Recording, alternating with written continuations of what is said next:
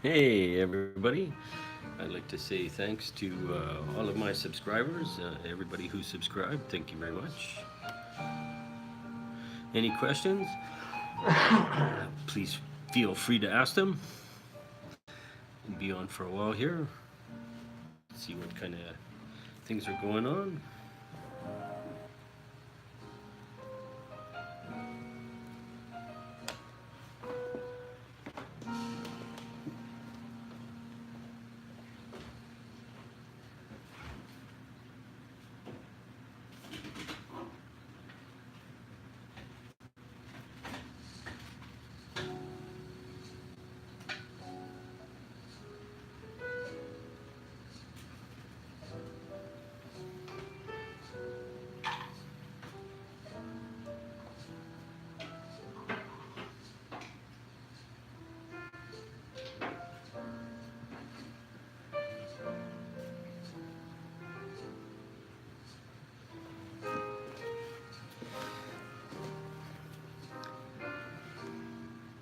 Oh yeah, Wednesday night, we're just hanging out on the reef here.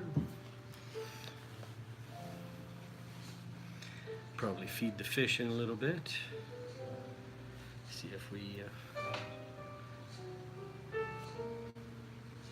can't get some fish to come out from hiding and come into view.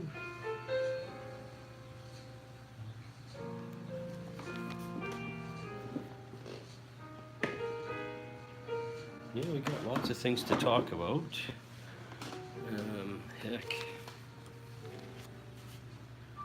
do's and don'ts of things that I've come up with so far as things to do or not to do with aquariums, saltwater reefs, anyways.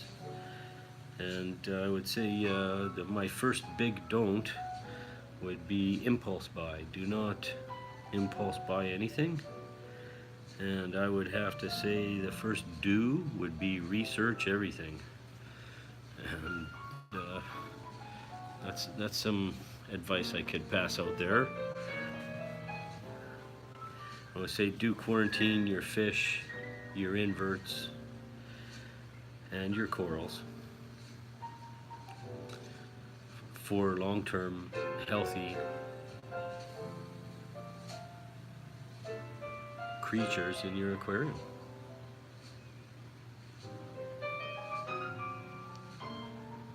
Again, I would have to say, research the corals, the fish, and the inverts and their compatibility with each other.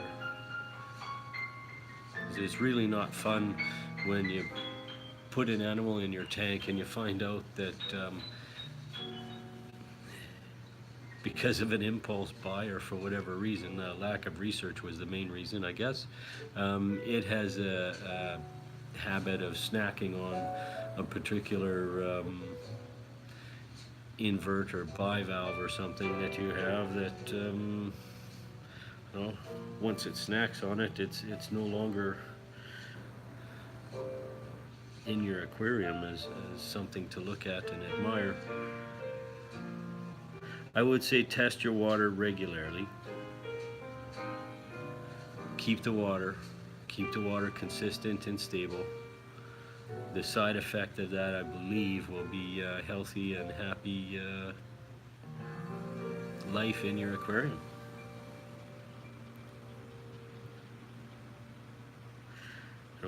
I would suggest testing things. I would say do test things like glue before you use them in your tank. Don't just use them directly in your tank. Do test them somewhere before it will infect or affect your whole aquarium. Such items as glue for rocks and other items,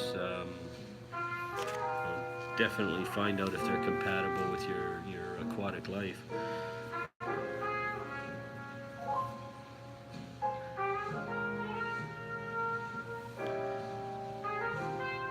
Yeah, it's better to find out that something is inappropriate for the task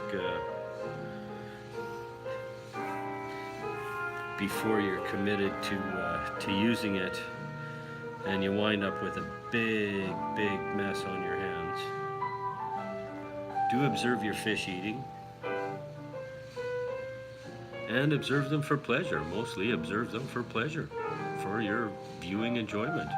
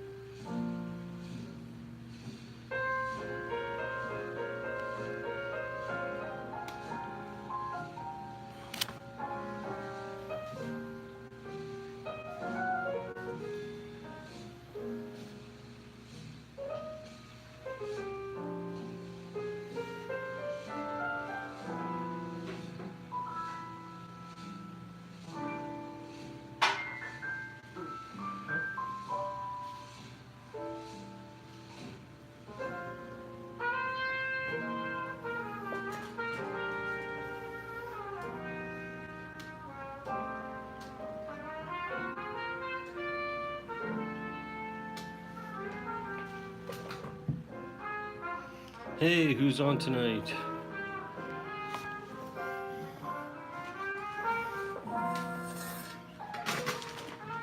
I was just talking about do's and don'ts in the aquarium, and I was going to say another one is, besides observing your fish while they're eating and observing the fish for your viewing satisfaction, moving a couple of chairs around here, pardon me.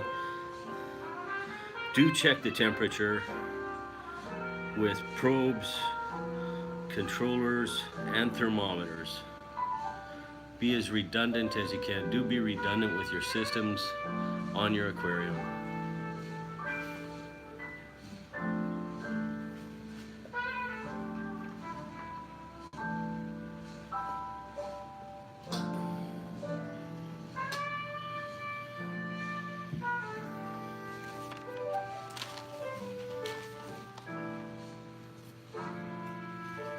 And do check your ammonia.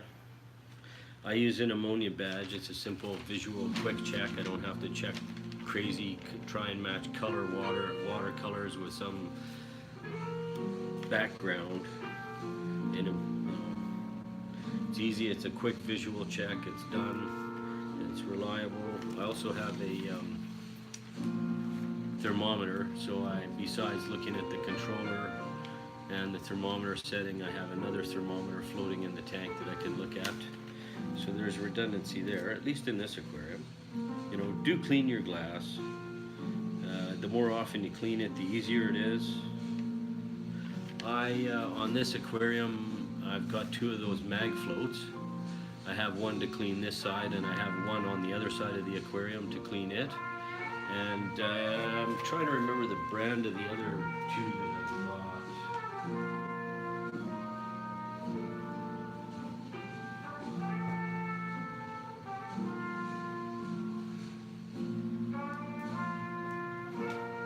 Yeah, I've got one that I don't use. I can't remember the name of that. And then I've got another one, Flipper. And that's pretty good as well. I find it a little more difficult to grab than the mag floats, and I can imagine people possibly with grip strength issues or arthritis or something. These might be things they have to take into consideration when buying that cleaning equipment.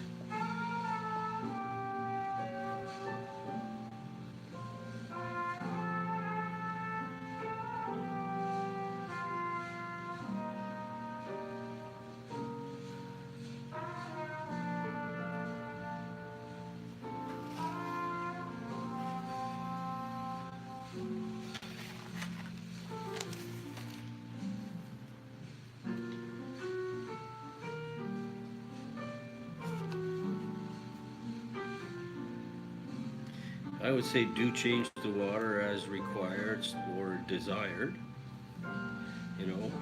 Clean your pumps, your propellers, your power heads, your impellers, and your filters.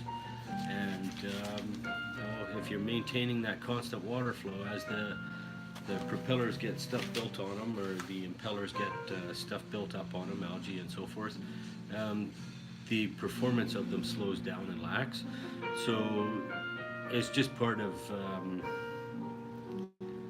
besides being part of routine maintenance and helping your equipment last longer, it's making it perform better in the long run and keeping your tank parameters, water flow more consistent. And I think that's part of the stability stuff. I try and clean mine quite regularly, and it probably doesn't happen as regularly as it should.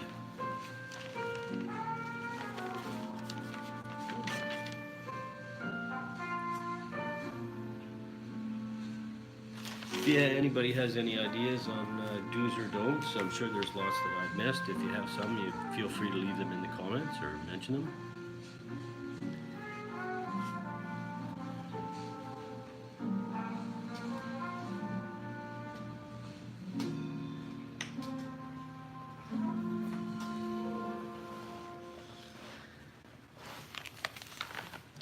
I believe it was March the 10th that we actually put water in this aquarium. And looking at it, and the 29th, looking at the records here, going back, go the 10th, was it Tuesday, I believe. March the 11th, added 10 gallons of fresh water.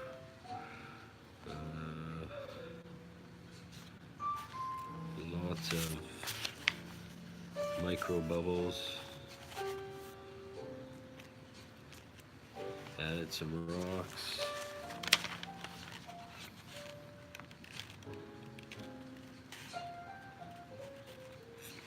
And at that time I was only checking for, from the looks of it, I was only checking salinity and for ammonia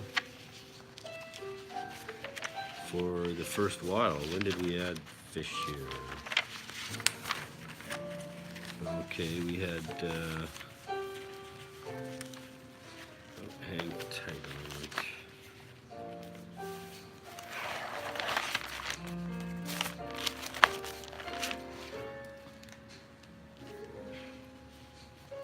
That's the 3rd of April, I think.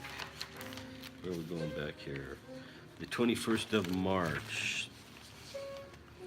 The apex was down through the evening and night. We had a backup running by 10:30 on the next day at 10:30 in the morning the following day. We were adding buffer on the 24th. The pH was going up to 846. We had to add some salt. And on the 25th of this month, Chromie died.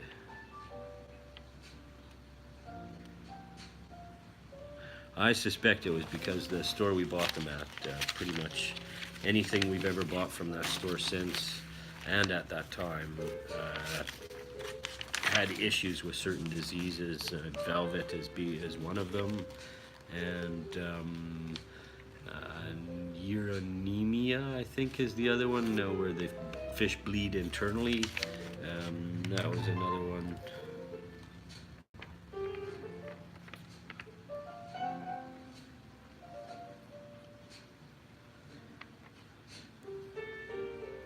The 26th, a couple more chromies packed it in, and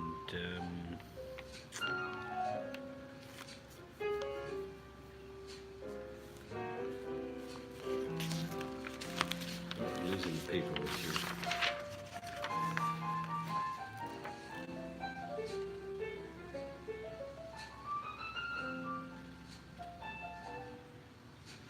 Yeah, Cardinal was staying hidden and not quite as active as normal, hiding in.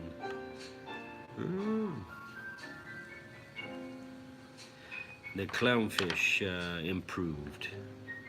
On the 25th, the clownfish was improving, and on the yeah.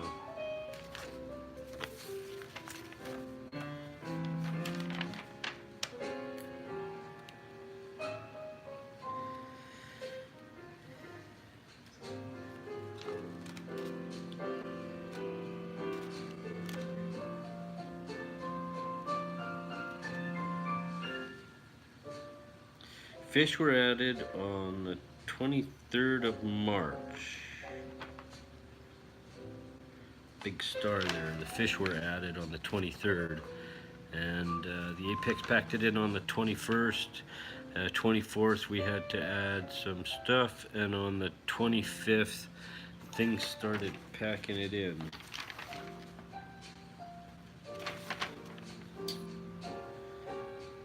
Then on the 28th,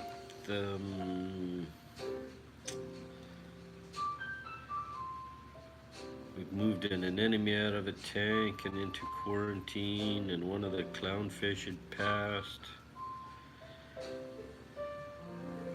And then on the 30th, all the fish were in quarantine, the cardinals and Darwin clown and 2 ocellaris. And they're in isolation until May the 4th, 5 weeks. And I'm trying to remember if it went longer than that. Then on the 30 fish, the 31st was when the little ocellaris passed away, and the anemone was looking very ill.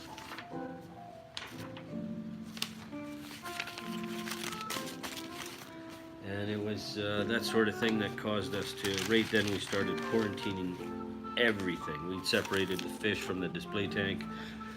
Pardon me, the big tank had gone fouler for at least 30 days. So that gave the inverts, the corals and everything in there to, well, it gave the tomonts, any ick tomonts that might have been in the tank, it gave them time to miss the life cycle of having something with a spine in there to attach to. And so they all died out in the period of time that they were, and I believe the same thing happened with any brook or velvet that we had. Because while the fish were in quarantine, I believe that was where we had the velvet outbreak. It was actually while they were in the quarantine tank. So they probably had it before they got there. And I just mixed up a whole bunch of paperwork. I think I got it okay.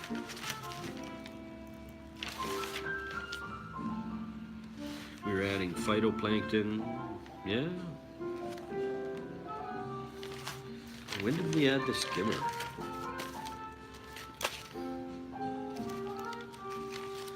Could talk about that maybe.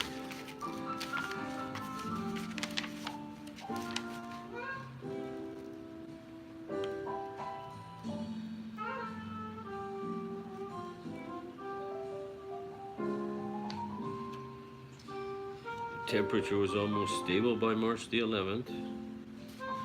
Tank was very clear, and there were a couple of yeah, I hadn't tightened a hose clamp somewhere, and there was a small leak.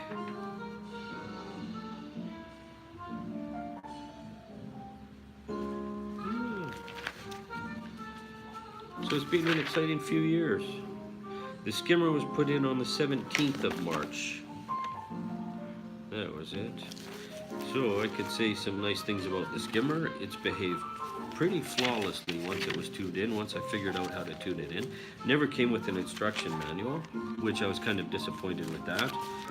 We got it out of a place in Quebec called Reef Supply. Now, they don't charge any tax because it's out of Quebec, and I don't know if it would make it worth anybody from the States buying anything, because their dollar value is, you know, you're going to get at least 25% exchange on your dollar. So I don't know if that would make it worthwhile or not, but it was worth it, and free shipping, I think over $50 or something like that. So there's a few things it's worthwhile for me to get from that place. I kind of wish they'd get those Stellene roller mats.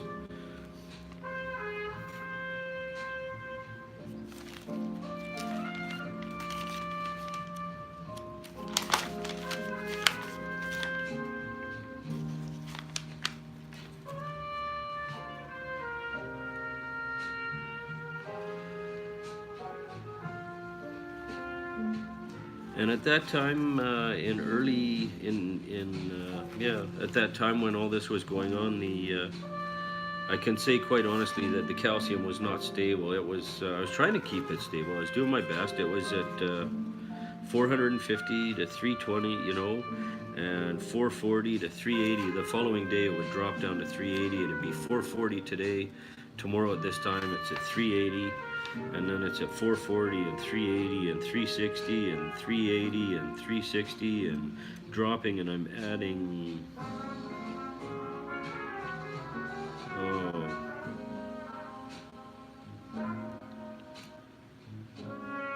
60 and 50 mils at a time of calcium. At that time I was also pardon me, using IV bags to dose. So I'd fill the IV bags up in the morning with calcium, alkalinity, and magnesium, and I'd be dosing them throughout. I'd be dosing the calcium and magnesium in the day and the alkalinity at night using IV bags. So at that time it was pretty precise as to how much I was dosing, and it was very regular because it was off of the drip set. So yeah. The temperature was 80 degrees. Salinity was 10.25.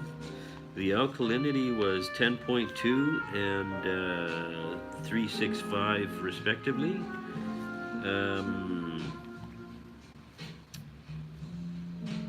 The pH was 8.28, and the magnesium was sitting around 1140. Well, it was steady at 1140.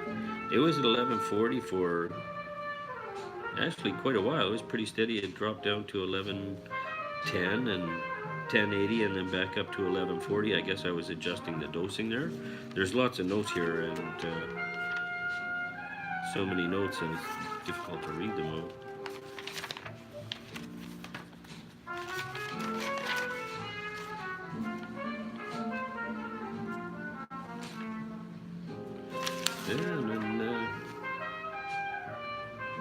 At that time, I was testing the water daily. I was testing all of the parameters daily, trying to get a handle on the stability issue. And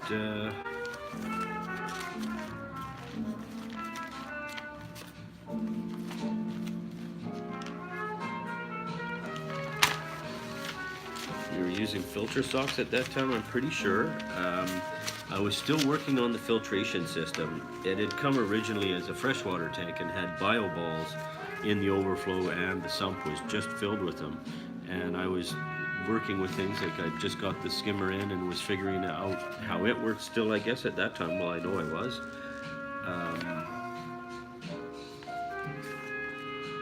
So the learning curve was pretty steep, very steep. I'll be the first to admit that.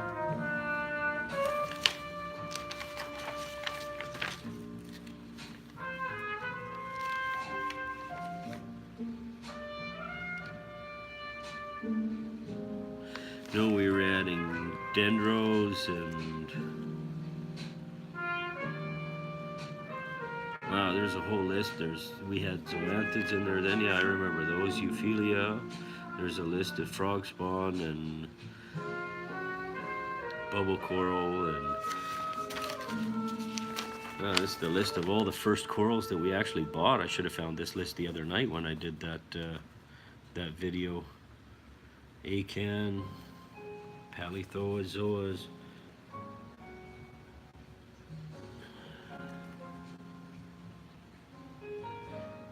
That carnation coral.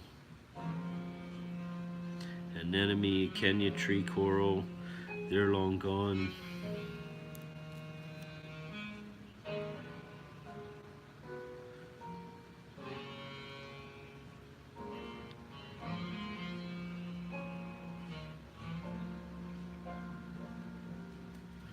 Wow. Well, I have to leave that out and go over that, and maybe we'll do another video on those corals. And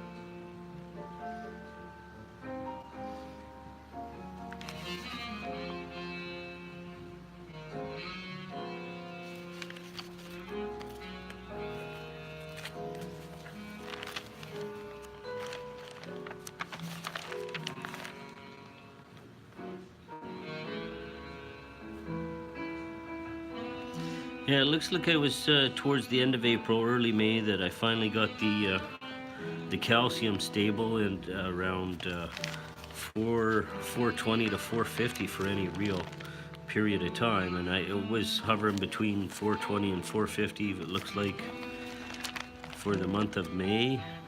I was testing the water every day back then. My goodness, I can't believe that. My goodness, wow.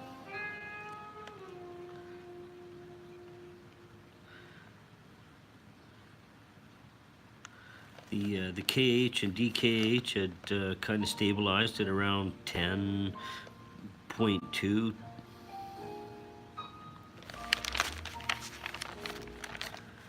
by the end of April, and it appears that the magnesium was sitting pretty steady around 1380, 1350, 1380 by then, by the end of April. By the time that the quarantine was over and the fish went back into the display tank, the calcium was still, it was pretty steady at about 420 when I checked it in the day. The alkalinity, again, it was about about 10. I've got it here at 9.9 as the low and 10.5 as the high, so it was pretty stable, and that's over the course of the month of May. Yeah. And the calcium, the magnesium rather, was 1350, 1380, 1350, got up to 1410. No, that was before, that was late April, early May. And then it was, 1350, 1380.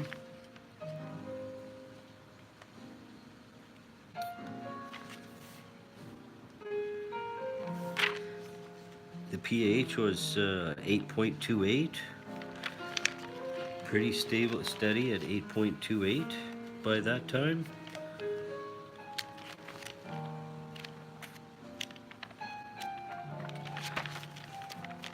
Well, and the calcium stayed at like 420 and 410 until about February of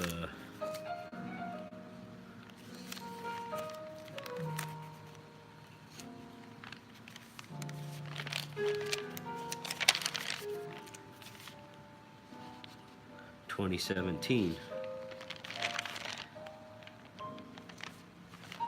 Oh, even then it was still, even after that, well, it slowly got up to 440, 480, 440. And lately it's been 480 to, now I don't test it every day, not nearly as often as I did. We can get back to the water testing another day. Just,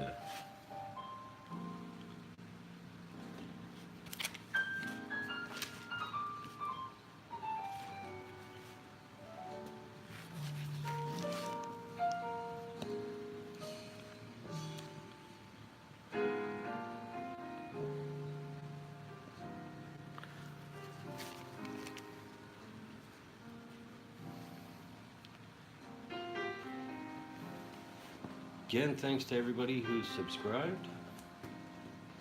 Really do appreciate that.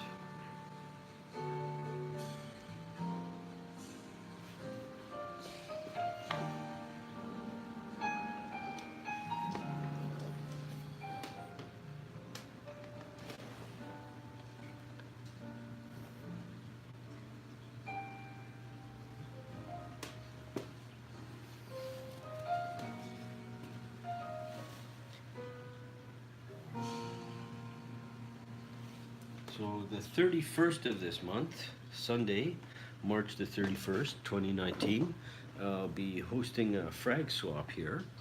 And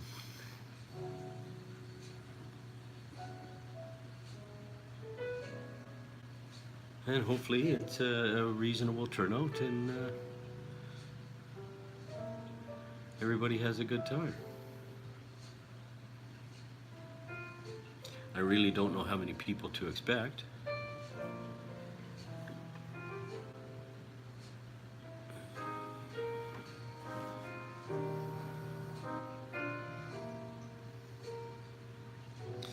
It's late in the day. The fish are gonna lose their lights here in about half an hour, 30 minutes or so. The lights will go out on this aquarium. Well, it's nice to see that they're out and active this time of the day.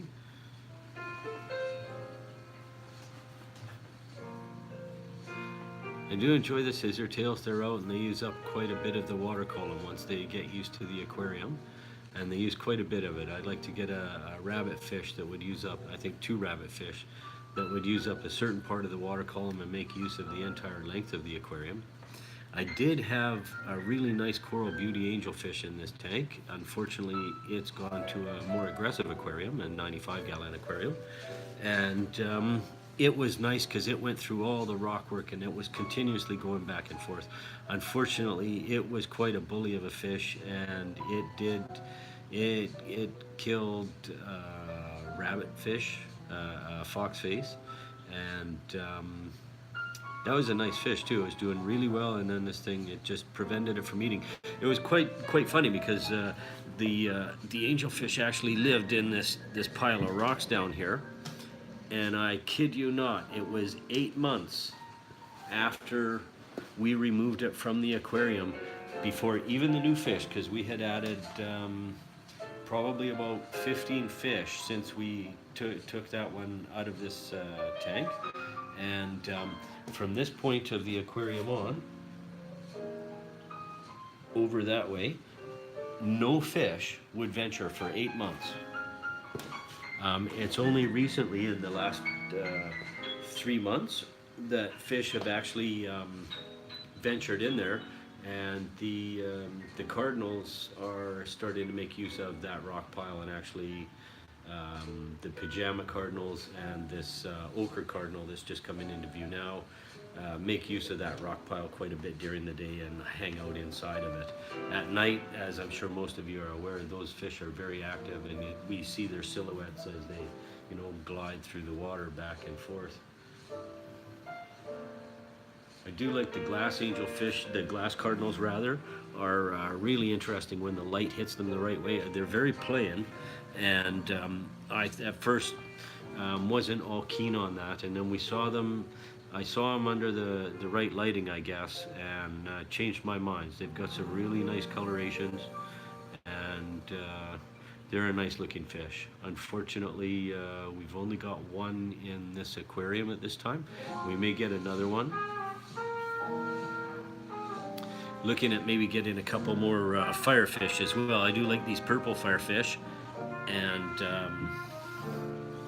before we started quarantining them, I now use a 120-gallon kiddie pool. Before we were doing that, we were doing them in 20 and 10-gallon. I'd have to buy tiny little fish because they'd have to go through so many days, a month and a half in this 10 or 20-gallon aquarium. And the mortality rate was pretty high when we were using that.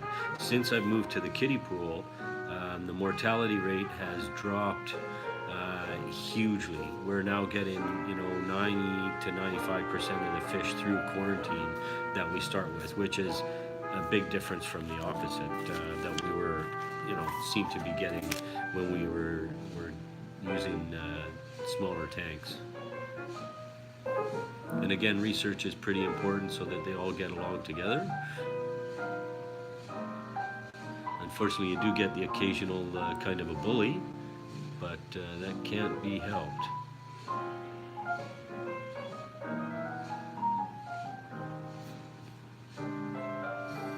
And there's that coral banded goby or barred goby. And those colors are interesting on it. We had two. This one seemed to bully the other one to a point where it wouldn't eat. And I did notice that this one, the colors are very similar, but this one seemed to be a bit darker. So I was wondering if maybe they were from different oceans. You do try and get fish that are bred in captivity. And I do like those neon cleaner gobies. Not so much the shark nose cleaner gobies as the other ones. And I've got one that seems to have to live in the sump. Actually, the Thelian roller mat container, it's managed to go down there. There were two that went down there. The last one went down there, and I've said until I change the mat, I'm not going to pull it out. I'm not sure, honestly, if there are two still in there or if the other one um, passed on. They seem to have a lifespan of about 2 years, those fish, but I like them because they do a great job in the aquarium. They add some color, and they're fun to watch when they're cleaning the other fish. They do add some visual interest that way.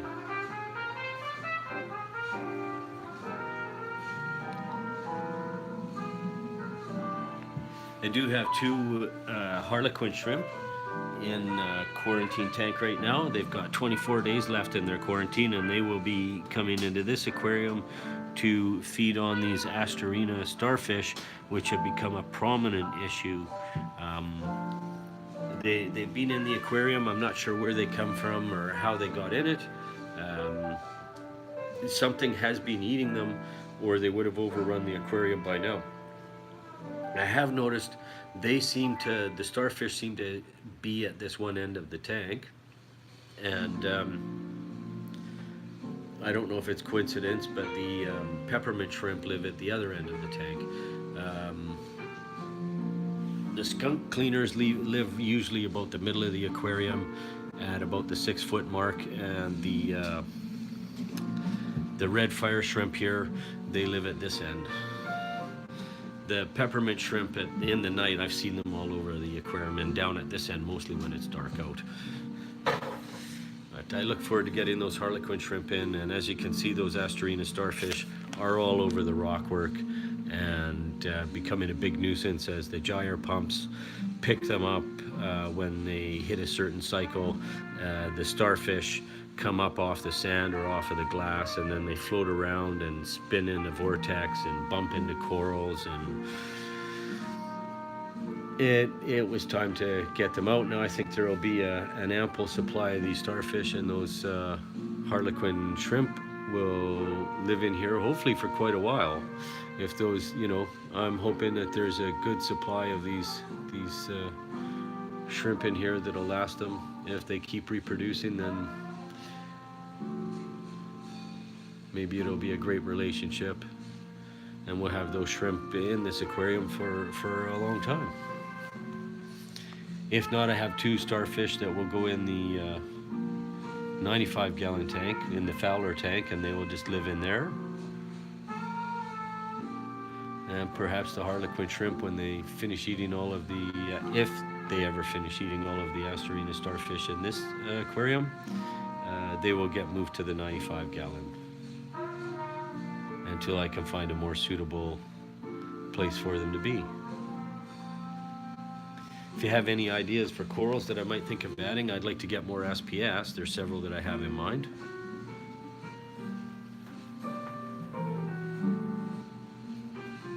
Something to adds a color, maybe is quick growing. I've tried the green slimer and I had some good results with it. And then I'm not sure exactly what happened. Suddenly it all just got rapid tissue necrotization, and that was the end of them. They were doing well. I have a Poecilopora, or I think it's a Poecilopora up there,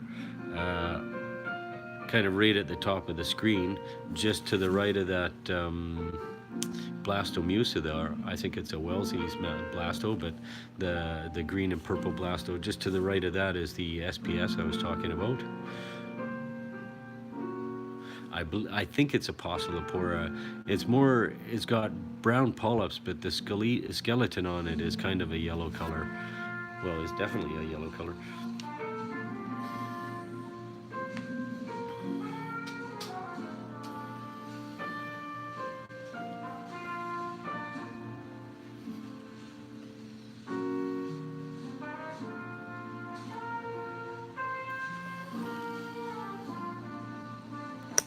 Just go in here and have a look at this guy.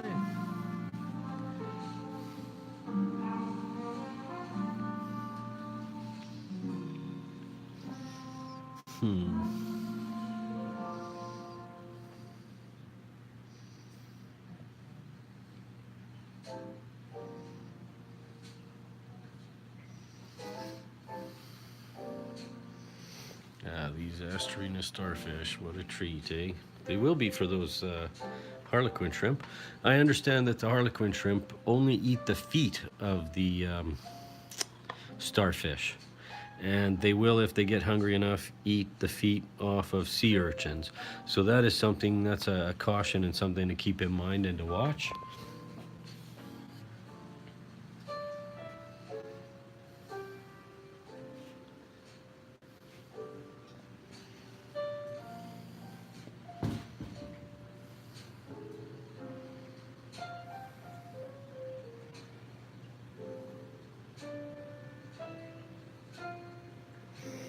I'd like to get a sea apple as well. A sea apple would be pretty nice.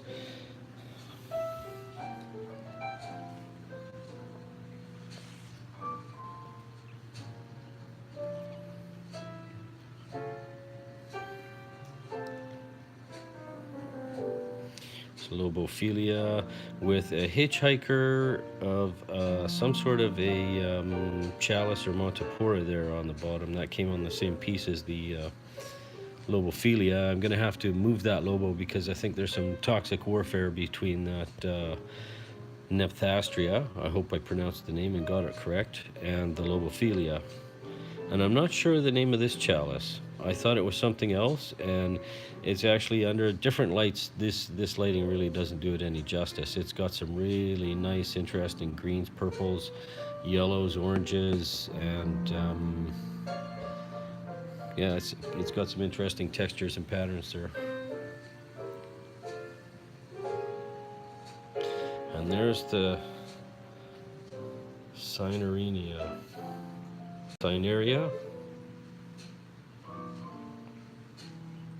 Button coral, that's what it is. This is a Trachophilia.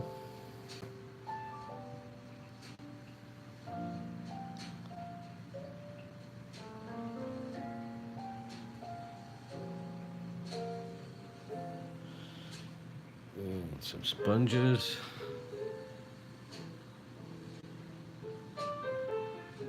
Let's see, what is this guy doing there?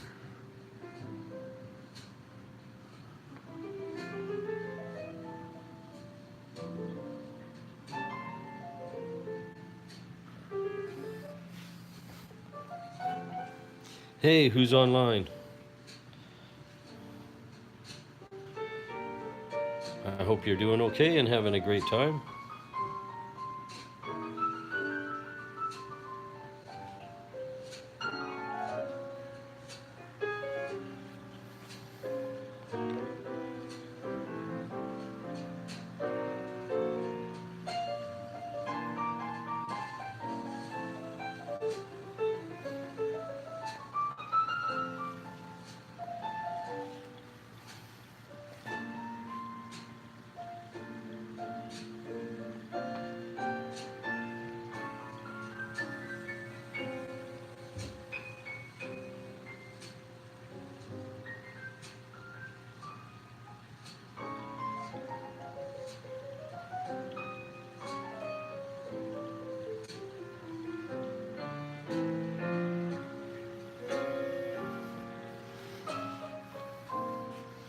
There's one of the two mag floats. Trocus snail.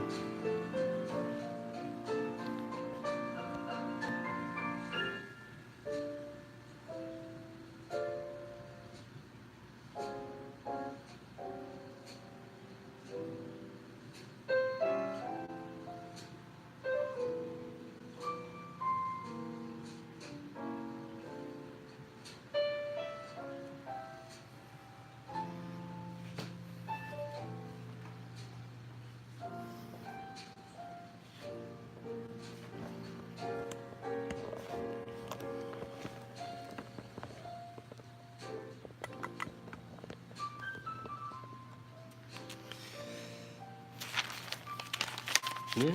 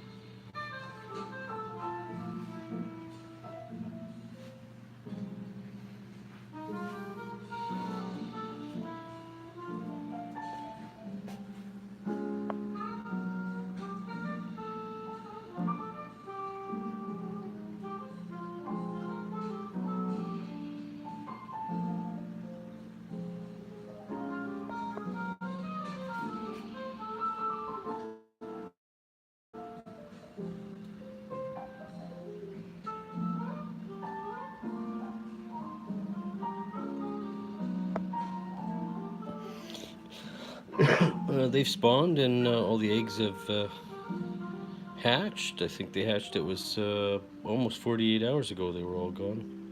Yeah. Another candy cane is doing quite well. I think this one only had, pardon me, 2 or 3 heads when we got it. And this little one here, this tiny little one, seems to just drip a little bit, like almost like tree pitch. It reminds me of the way it, or tree sap, the way it runs out and then it seems to drop one off on the ground or on the sand bed there.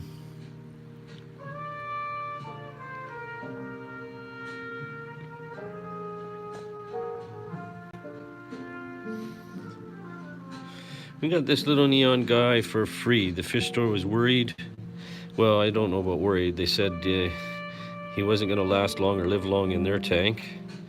And they offered him, and I said, I'll take him. I like as many, you know, if I could get probably a half a dozen of those guys in my aquarium, I would be very happy. And there is a member of my cleanup crew. Backbone. The snails are the backbone of this cleanup crew here. There's a top hat snail. Back over there is a trochus snail with some red algae growing on it. And I believe this is, correct me if I'm wrong, I think it's a margarita snail.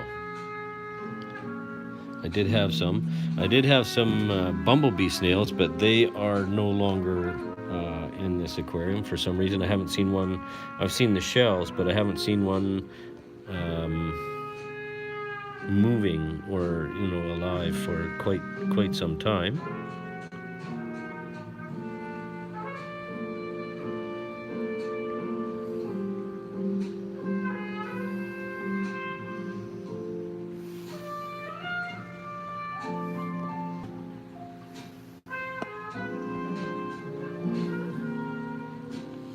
I think I gotta clean that bit of glass there.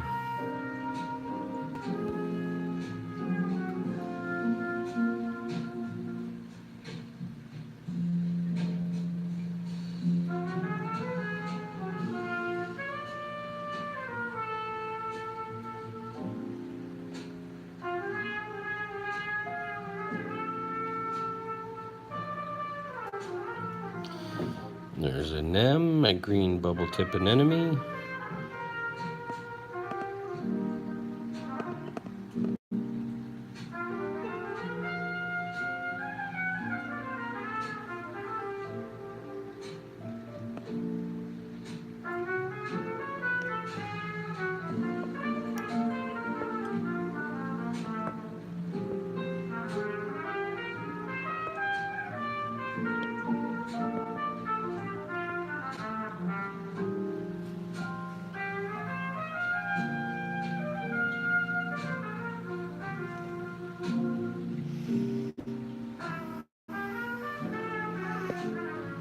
Doesn't show well in this light, but unfortunately, yeah, I gotta move that Lobo soon. There's another strawberry top hat snail.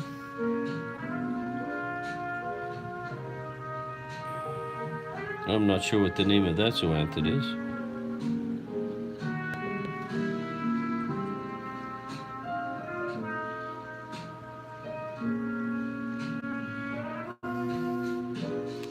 This is the same as the, or very, yeah, the same as the candy cane at the other end of the aquarium. Got some mushrooms over there.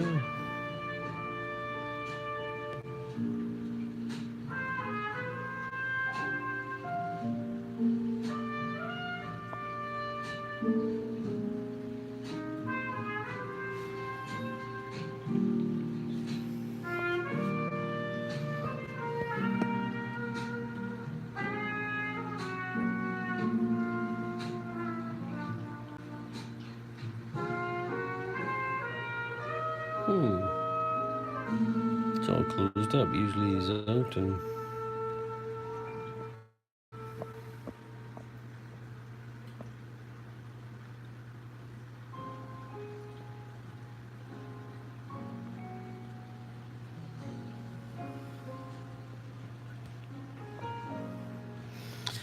It's a really, yeah, the lighting here like this, I'm gonna have to do something about that. I'll have to film it in different light, I think. So it really doesn't do anything justice on the camera this way. Or maybe I'll find a filter. Perhaps somebody could recommend a filter I could use. There's some green star polyp that's been fragged, and some frog spawn. Some green pallies here. Well, that's what I was told when I bought them, so the guy in the store, I'll have to take his word for it.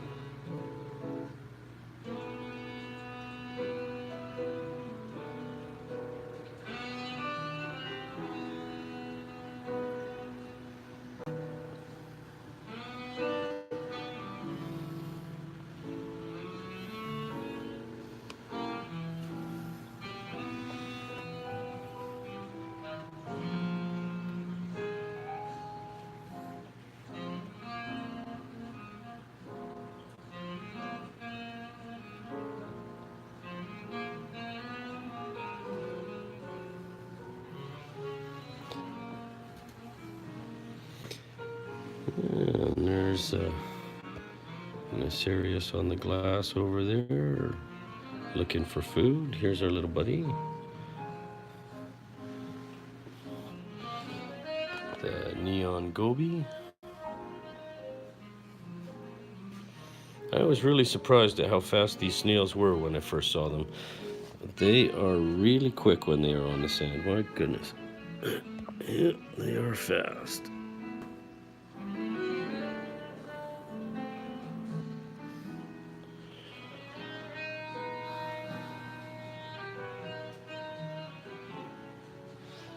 But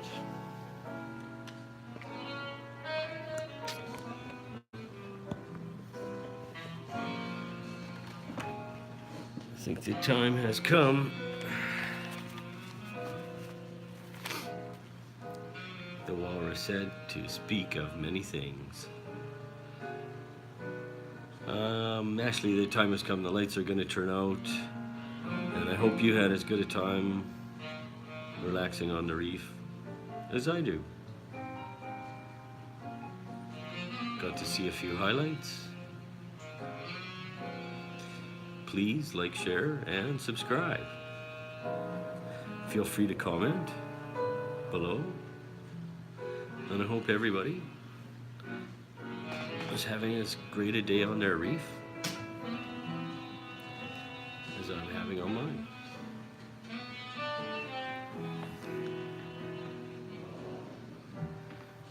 We'll see everyone next time. Have a great night.